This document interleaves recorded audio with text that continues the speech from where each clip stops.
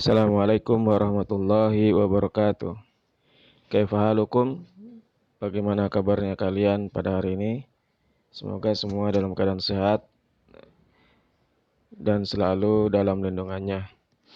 Pada kesempatan hari ini, marilah kita awali pembelajaran kita dengan membaca doa. A'udzubillahi minasyaitonirrajim. Bismillahirrahmanirrahim.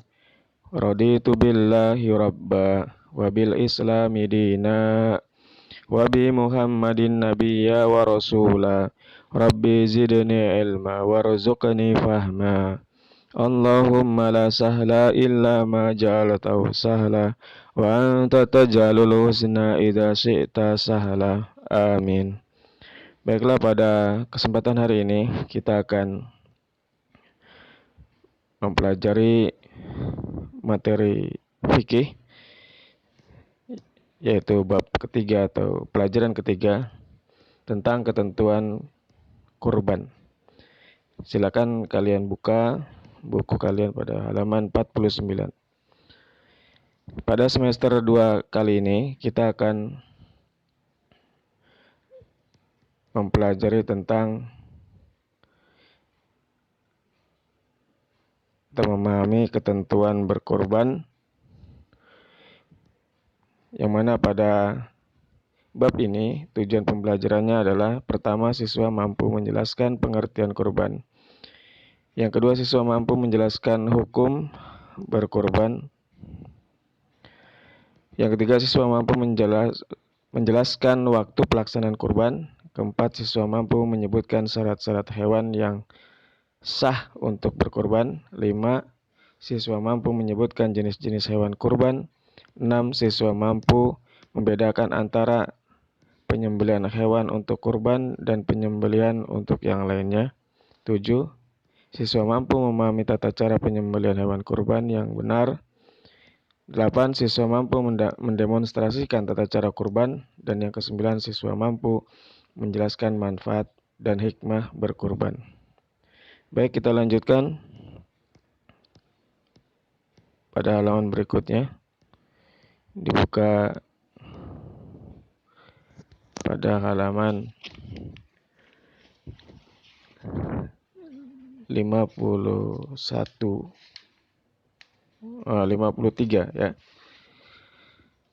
Sebelum kita mengawali masuk pada materi pengertian kurban, kita ingat kembali apa yang tadi dijelaskan lewat video, bahwasanya sejarah daripada kurban ini adalah, ibadah kurban ini adalah dari Nabi Ibrahim alaihissalam dan putranya Ismail alaihissalam, yang mana kurban adalah salah satu ibadah yang sangat dianjurkan bagi umat Islam, yang kita sering memperingatinya pada hari raya Idul Adha ya.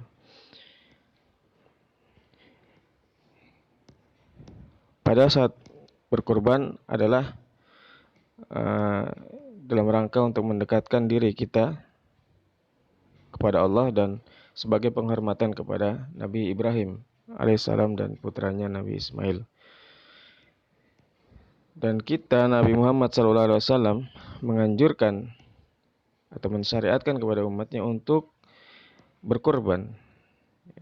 Di samping sebagai rasa syukur juga untuk penghormatan kepada Nabi Ibrahim atas keikhlasannya, kepasrahannya kepada Allah, ketaatannya dalam melaksanakan perintah Allah, dan kesabarannya dalam melaksanakan perintah yang amat berat menurut ukuran manusia, yaitu menyembelih anaknya yang sangat dicintainya, yang mana beliau awalnya sangat tidak mempunyai anak ya, sehingga sesuatu yang sangat dicintai, anak bagi Nabi Ibrahim, tiba-tiba diperintahkan oleh Allah untuk menyembelihnya.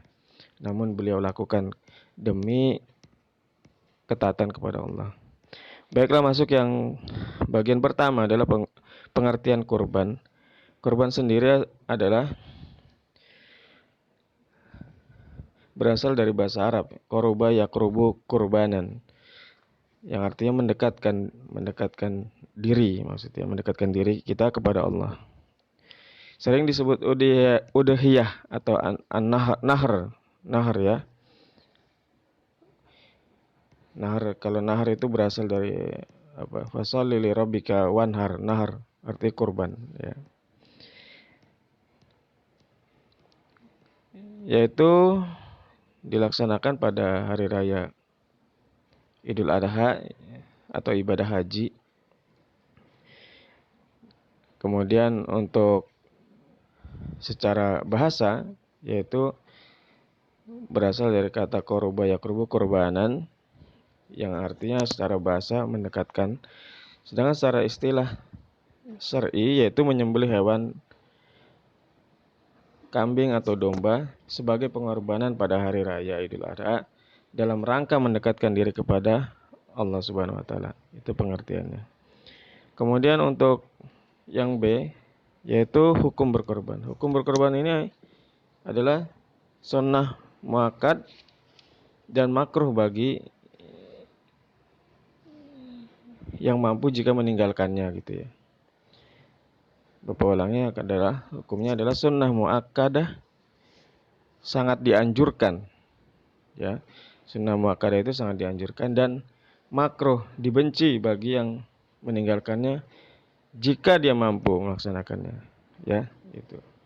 Dalilnya adalah di dalam surat Al-Kautsar ayat 2 yang kita mungkin sering dengarnya. A'udzubillahi minasyaitonirrajim, fasholli li rabbika wanhar. Maka dirikanlah salat karena Rabbmu dan berkorbanlah. Berkorban di situ adalah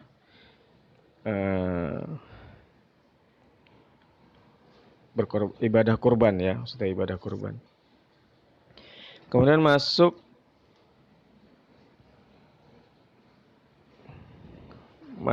kepada halaman 54 ya.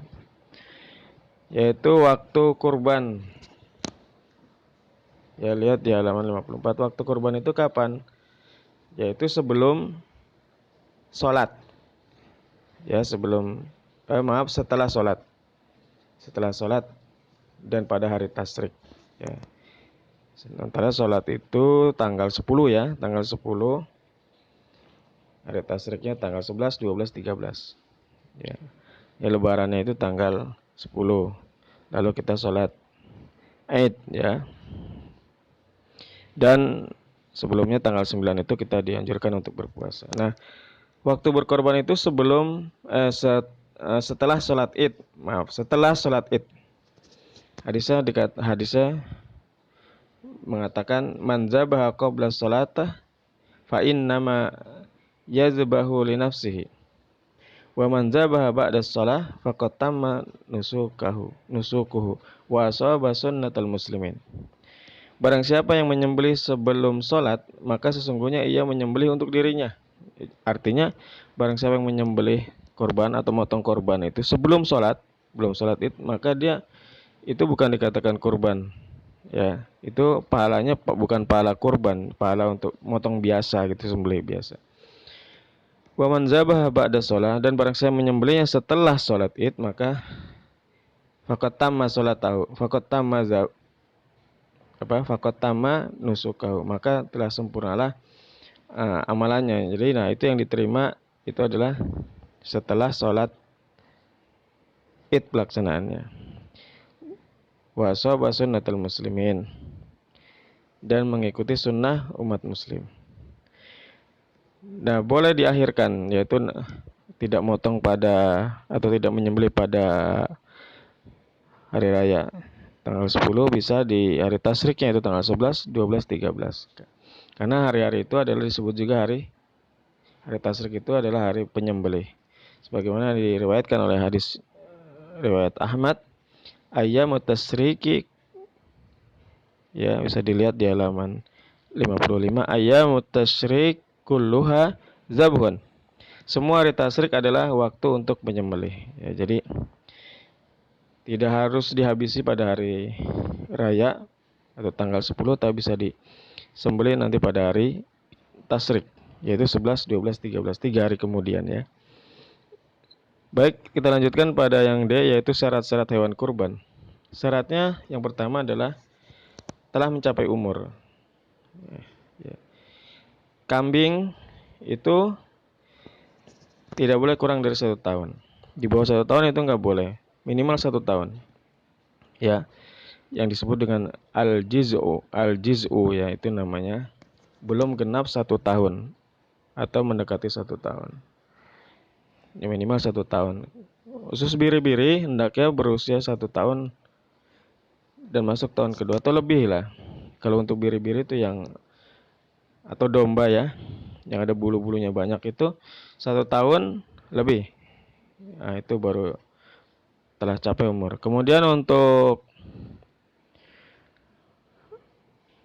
unta 4 tahun atau lebih. Sedangkan untuk sapi 2 tahun atau lebih. Dari mana hadisnya?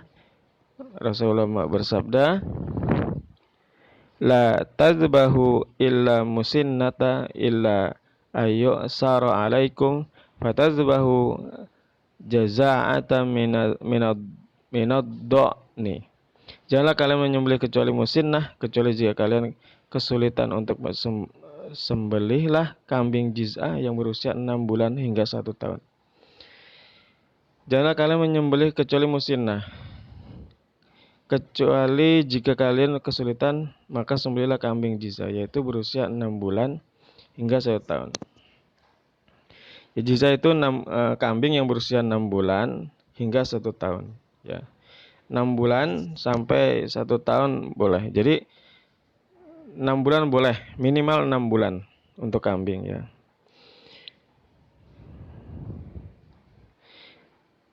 Atau yang bagus saja 1 tahun itu ya. Nah, yang dimaksud musinnah itu pada hewan yang berumur 2 tahun ya. Memang sebaiknya umurnya 2 tahun atau musinnah yang menurut hadis itu. Yang disebut mencapai umur itu, kambing itu bagusnya 2 tahun. Tetapi kalau tidak kamu dapatkan ya yang 1 tahun.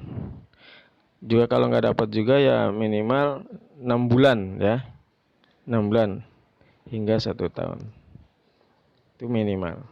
Nah, jadi memang ada capaian umur, nggak sembarangan. Jadi kalau sapi itu berapa, unta itu berapa usianya baru boleh disembelih, kambing juga berapa ya. Tadi sudah disebutkan. Yang kedua sehat dan gemuk. Jelas ya, sehat dan gemuk. Yang ketiga adalah tidak cacat. Ya, tidak cacat. Jadi harus sempurna gitu ya. Tidak cacat, tidak boleh pincang, tidak boleh buta matanya, tidak boleh giginya rontok dan lain sebagainya. Ya. Nah, seperti itu. Nah, kalau bisa kalau ada yang cacat ya diganti gitu. Atau biasanya yang terjadi ketika dalam perjalanan dia cacat atau jatuh patah kakinya. Nah, itu bagaimana? Ya itu mestinya tidak usah juga ya. Karena itu jatuh kepada cacat. Kecuali memang cacatnya itu bawaan lahir ya. Nah, di situ dikatakan di halaman berikutnya, tetapi tidak masalah dengan hewan yang mandul, bunting, terlahir tanpa telinga atau separuh telinganya tidak ada. Nah, kecuali ini sih boleh. Tapi kalau yang misalkan dalam proses perjalanan kambingnya jatuh, sapinya jatuh lalu cacat gitu ya, itu sebaiknya ditukar juga lah. Memang itu masuk kategori cacat begitu ya. Jadi memang harus bagus dalam artian tidak cacat. Nah, itu syarat hewan kurban ya. Kemudian masuk kita ke berikutnya, jenis kurban. Ya. Binatangnya apa aja sih gitu ya. Kalau di Indonesia yang sering kita lihat adalah kambing, sapi, onta gitu ya. Nah, tapi Indonesia seringnya kambing dan sapi ya. Unta itu jarang karena mahal. Sementara di Timur Tengah, negara-negara Timur Tengah itu sering unta karena memang di sana unta banyak begitu ya. Kalau di sini ya unta jarang. Dan bagi yang tidak mampu, unta sama dengan sapi itu 7 orang ya, karena memang mahal. Bagi yang mampu ya 1 orang nggak apa-apa. Nah itu hewan-hewan yang biasa digunakan untuk atau dikurbankan ya. Kemudian yang berikutnya kita masuk kepada bagian F, yaitu membedakan antara penyembelihan hewan untuk kurban dan penyembelihan untuk yang lainnya. Jadi dalam Islam, agama Islam itu ada 4 menyembelih gitu. Yang disebut kurban itu yang disebut menyembelih, ibadah menyembelih hewan itu ada 4 sebutan. Yang pertama adalah dam haji, yang kedua hadyu, yang ketiga adalah akikah, yang keempat adalah kurban. Nah, kita di sini harus bisa membedakan ya. Nah, dam haji itu adalah setiap orang yang terkena kewajiban menyembelih seekor kambing. Setiap orang yang berhaji maksudnya wajib menyembelih kambing. Itu wajib bagi para hujjaj ya. Dan itu binatangnya bisa diganti dengan seekor sapi atau onta untuk 7 orang. Kemudian hadyu itu sembelih di sekitar Masjidil Haram. Dia bagi pelaksana haji itu nanti setelah itu dia menyembelih kurban ya. Tidak ditentukan seekor atau 2 ekor. Yang penting menyembelih di Masjidil Haram tempatnya dan ditujukan untuk orang miskin ya sekitarnya. Yang ketiga adalah akikah. Akikah itu adalah biasa sering kita dengar ya, yaitu disembelih ketika kelahiran anak yang baru lahir. Yang keempat adalah kurban, yaitu untuk mendekatkan diri kepada Allah dan meneladani pengorbanan Nabi Ibrahim. Nah itu perbedaannya. Baiklah, secara rinci kita akan jelaskan dam haji, hadyu, kurban, akikah itu apa. Jadi ibadah yang berkaitan dengan penyembelihan hewan ternak itu. Semua itu adalah ibadah yang berkaitan dengan penyembelihan hewan ternak. Meski memiliki kesamaan, namun jelas bahwa berbeda gitu ya keempat itu. Baik, kita akan bahas apa itu perbedaannya. Karena perbedaannya bisa pada tujuannya, waktu pelaksanaannya, atau yang lainnya begitu. Nah, kita rinci. Yang pertama adalah dam haji, yaitu setiap orang yang terkena kewajiban menyembelih seekor kambing. Dan dapat diganti dengan seekor sapi, dapat juga diganti. Yaitu dapat diganti ya. Hewan-hewan itu dapat diganti. Ada yang tidak dapat diganti. Kalau akikah itu tidak dapat diganti, dia kambing khusus gitu ya. Nah, ini kalau dam haji bisa diganti hewannya. Sementara orang hadyu untuk disembelih di sekitar Masjidil Haram diperintahkan kepada orang-orang diperuntukkan untuk orang miskin. Ini khusus diperuntukkan orang miskin. Sementara hewannya sama, bisa kambing, bisa sapi ya. Cuman disembelihnya di sana gitu, di Mekah gitu ya, di Masjidil Haram. Tidak ditentukan hewannya apa, 1 apa 2 gitu ya. Bisa 1, bisa 2, bisa 3 gitu ya. Tidak ditentukan jumlahnya kalau hadyu. Nah, ini dari sisi jumlah tidak ditentukan ya. Kemudian tujuannya khusus untuk orang-orang miskin di sana. Kemudian akikah adalah ibadah yang dilaksanakan untuk anak yang baru lahir ya. Dan untuk hewannya kambing ya, tidak bisa diganti kambing. Dan tujuannya adalah untuk mewujudkan rasa syukur atas pemberian anak ya kepada Allah, bersyukur kepada Allah dengan cara akikahan gitu ya. Sementara kurban adalah ibadah yang dilaksanakan dalam rangka mendekatkan diri kepada Allah. Ya, kurban juga untuk menghormati atau meneladani pengorbanan Nabi Ibrahim alaihissalam. Nah, sementara akikah dilaksanakan dengan menyembelih hewan kambing, khusus kalau akikah. tidak bisa diganti. Sementara ibadah yang lainnya seperti kurban, dam, haji dilaksanakan dengan menyembelih hewan ternaknya itu bebas. Maksudnya tidak khusus kambing gitu ya. Sapi, kerbau, kambing, domba, onta boleh. Tidak bisa diganti-ganti. Kalau kita nggak punya kambing, bisa sapi, bisa onta begitu maksudnya. Nah, kemudian akikah dilaksanakan afdolnya pada 7 hari, ya, 7 hari setelah bayi itu lahir. Atau kalau nggak mampu, ya pokok lain waktu, cuman sebelum balik gitu ya.